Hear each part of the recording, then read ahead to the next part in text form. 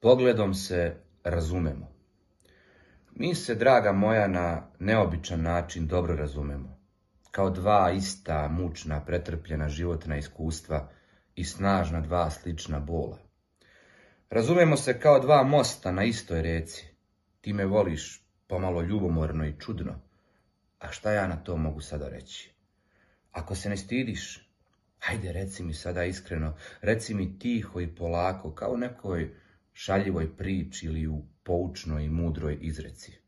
Kao da te poznajem od ranije, odavno rekao bih, kao da smo stari znanci, jer poznajem svaki tvoj pokret, mimiku i gest, kao da sam te od rođenja snevao i tvoje reči kao nežne stihove jasno zapamtio. Duboko si urezana u meni, kao tanko, slomljivo staklo.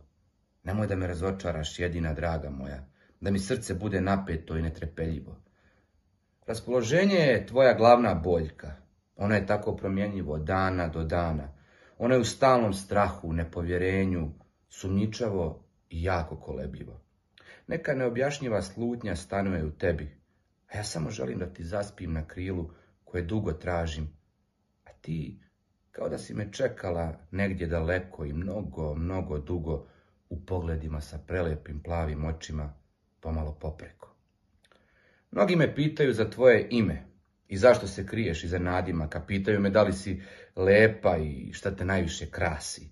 Da li ti osmijeh svež kao prohladna jutarnja rosa ili je topao kao vetrovi što dolaze sa juga.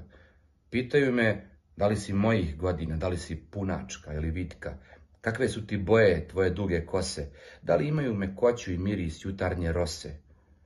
Nisam imao tako lepu i nežnu ženu do sad, koja mi pruža toliko. I zato te volim, tako snažno, oštro i britko. Istina je samo jedna. Ja sad imam dragu bez imena, oči koje razumeju moju sreću i tugu. Imam dragu koja ne ljubi usnama, već srcem i predivnom dušom. A nije od onih žena koje kažu neću i više ne mogu.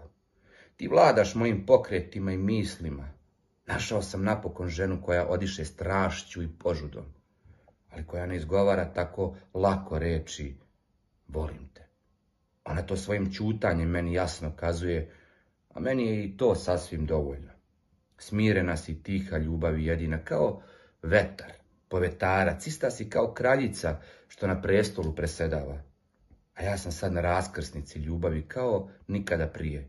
To oslikava moja zaljubljenost, napisane pesme posvećene tebi u rimi i slatke, ljubavne, iskrene nesanice, začinjene sa mnogo čime.